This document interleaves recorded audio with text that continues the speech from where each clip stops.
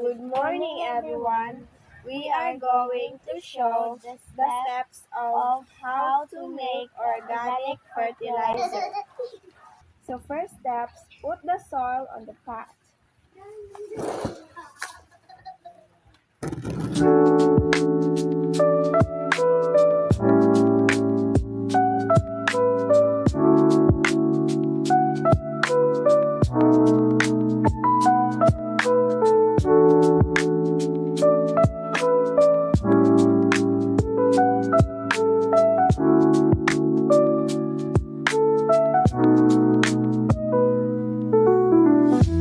Step 2, put the fruit peels.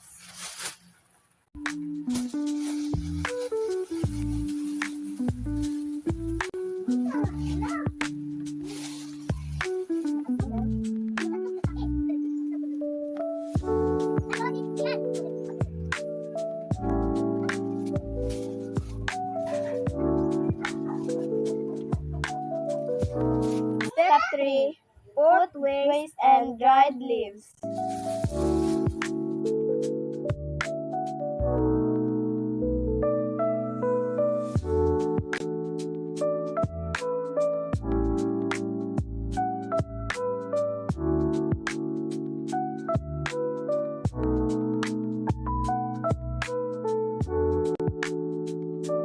Step 4, put the eggshells.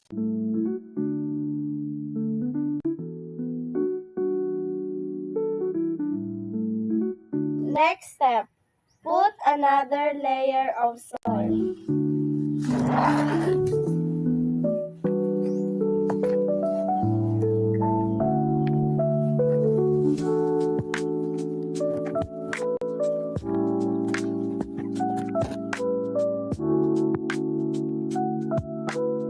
Last but not the least, add some water.